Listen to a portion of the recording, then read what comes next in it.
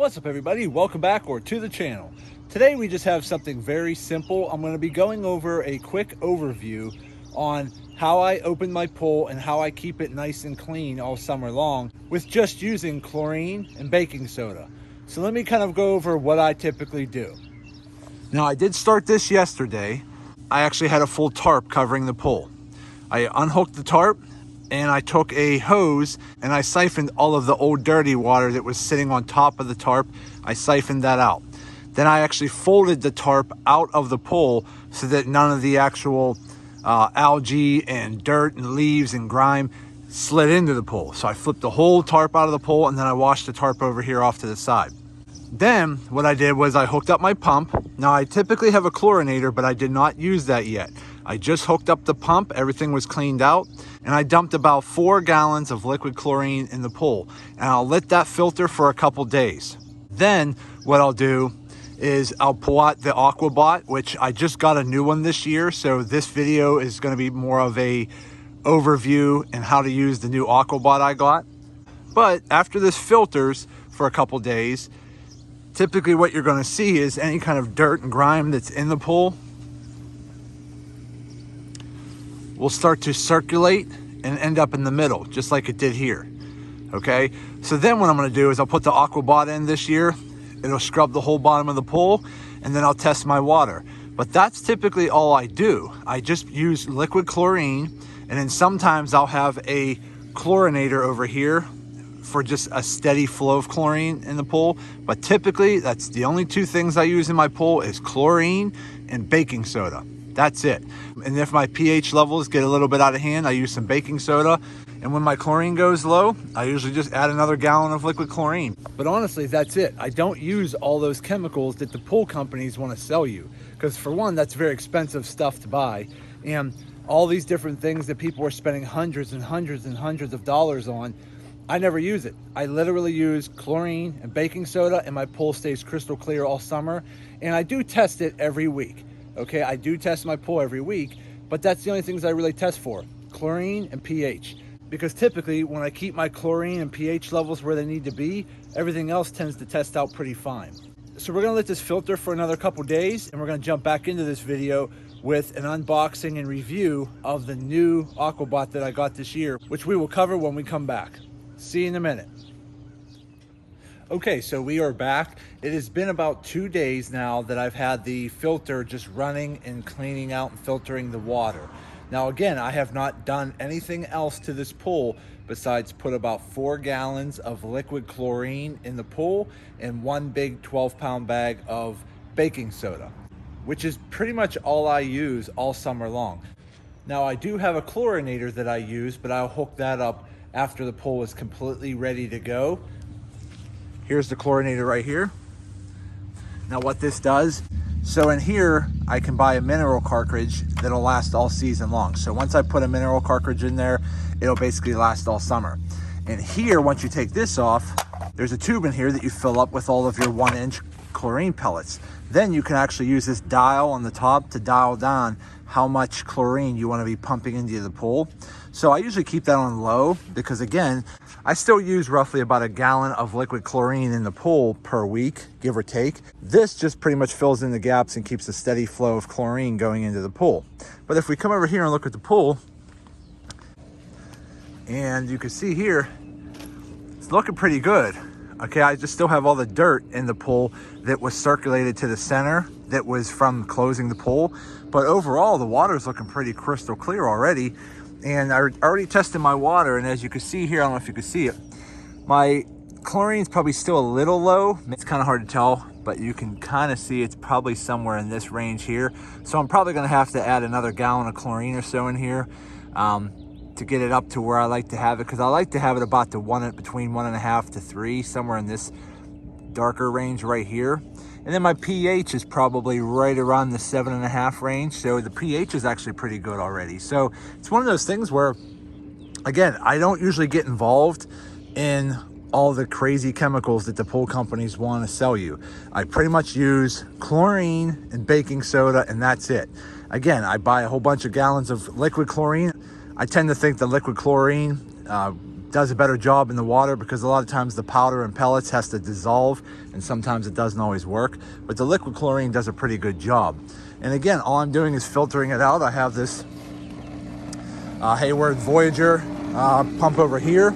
Again, that's been going on for about 2.5 days now, cleansing everything out. Now I'm probably going to have to pull that filter and clean it again, because again, once I do the initial pool cleaning, this will get dirty real quick. So after the pool is completely ready and clean and ready to go, then I'll pull that filter, pressure wash it, clean it, get it all set back up. And then what I'll do is I'll tie that chlorinator into this line. So what happens is the water will come out of the pool, through the filter, out of the filter, through the chlorinator, and back into the pool. And that's it. So that's pretty much all I do when it comes to keeping my pool up and running. And so far, for many years, I've never had a problem with the pool water or the chemical levels. So again, my chlorine's pretty much always good, and my pH is always good. But I do test it every few days, or at least once or twice a week. And again, if my chlorine gets a little bit low, because again, I tend to get a whole lot of sun on this pool. So if my chlorine gets a little low, I'll throw another gallon of chlorine in there, or a half a gallon, or I'll turn up my chlorinator up a little bit and just keep pumping a little bit more chlorine. And I always keep an eye on my pH level. So again, as long as my chlorine's probably in the mid-range, probably in that, we'll say between 2 and 3 range, somewhere right in this middle, and my pH is probably somewhere around the 7.5 range, somewhere around in that ballpark, maybe a little bit less. But I try to keep it about right in the middle here. My water's pretty much crystal clear all summer long. So that's it. So again, now what we got to do is unbox the new AquaBot, which just came in.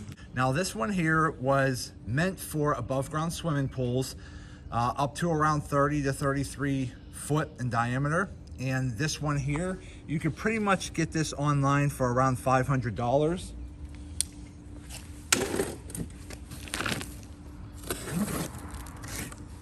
And this is what we're going to use to clean the bottom of the pool. Now I will say this, you do not need an AquaBot to clean the bottom of your pool. So if you don't have the money to buy something like this, don't worry about it. There are other ways to clean the bottom of your pool. You can skim it with a regular basic hose that hooks up to your pump and just vacuums it that way. But I like these because they do a pretty good job, and they do it without my help. I could just throw it in the pool, a couple hours later it's done, and that frees up my time so I could do other things. So this is what it's going to look like. There's all your warranty books and stuff like that. Here's your power cord.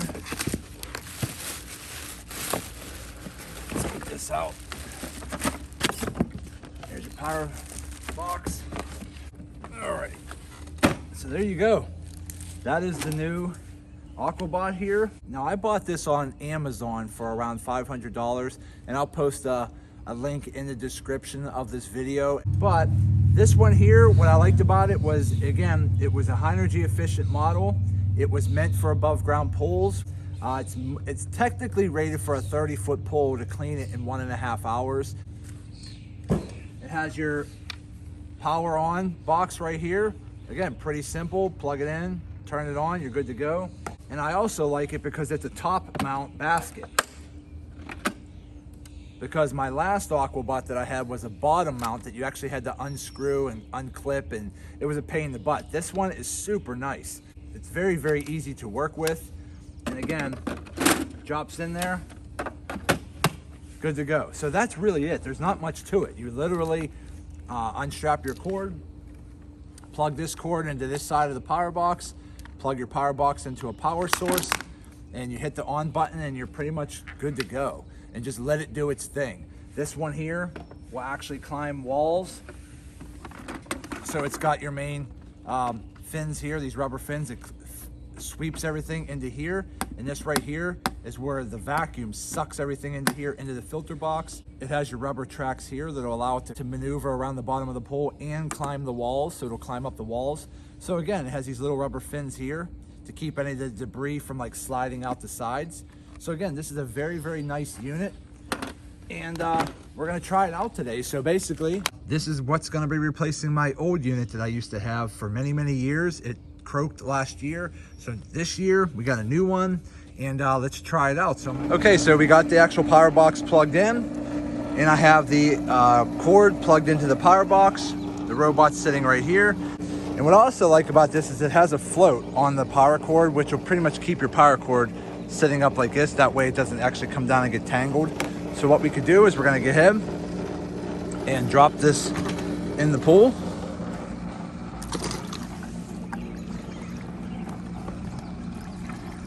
Let it fill it with water. It'll just take a minute to kind of get down there. All right, we're good to go. Now let's come over here and hit the power button.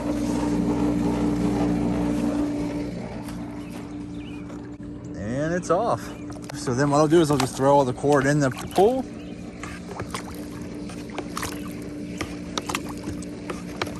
Okay, and we're just gonna let it go for a little while.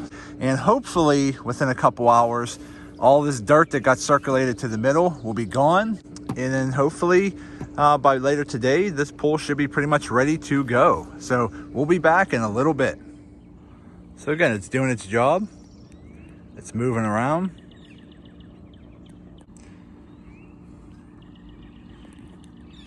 That is really the bulk of the dirt in the pool that's collected over the winter.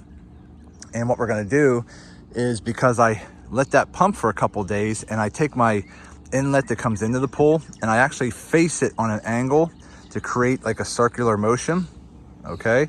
And by doing that, it actually takes a lot of the dirt and pretty much sucks it to the middle of the pool. That way you can pretty much see where all the dirt is. But there it is. We're gonna see how well this thing cleans all this up. It actually just went through and took a pass right through the dirt. So hopefully this AquaBot does a good job, because again, I do like how they clean the pool and you don't have to do anything besides just let it do its thing. Okay, so we are back and I let the AquaBot run for multiple times today because it's rated to clean your pool in about 1.5 hours. And I'm also assuming that that's for a general clean, not a springtime pool open clean, because my pool was really dirty at the floor. There was a lot of leaves, a lot of grime, and a lot of funk. But this thing runs for about 1.5 hours and then it shuts off. As you can see, it's sitting there, shut off. And then what you have to do is typically clean it, and I'll show you how to do that in a minute. And then once you put the basket that's clean back in, hit the power button, it's good for another 1.5 hours.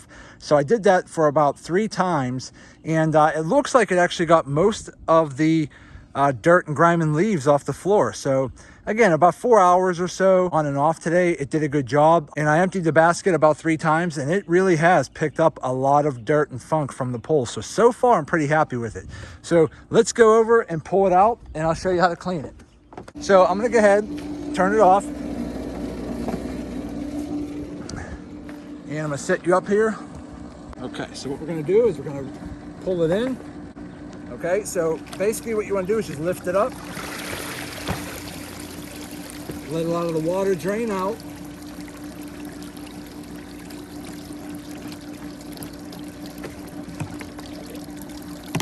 And it does a really good job. Now here's how you clean it. So you're basically just going to let it drain some of the water out. Lift this top piece right here. And as you can see, there's a lot of dirt and grime. Now that's actually not so bad, because again, this was the 4th time I ran this today. The first 3, that was completely covered in soot and leaves and grime, but it actually did a really good job. Then you're just gonna lift your handle like so, lift that out. Now to clean it, it's very easy. So then what you could do is, when you're ready to clean that, there's a little latch here. Drop the latch and just squirt it out. Everything comes right out. Very easy to clean it out. My last AquaBot, it was an older one, and it didn't have a basket like this. It actually had a bag that you had to put underneath. And man, that thing was a pain in the butt to put on. It was a pain in the butt to clean. This right here, super easy. So that's done. So we'll set that there. Let me go grab the AquaBot. Okay, and as you can see, this is pretty easy to clean too, because it already has a hole at the bottom. And just got to squirt it out.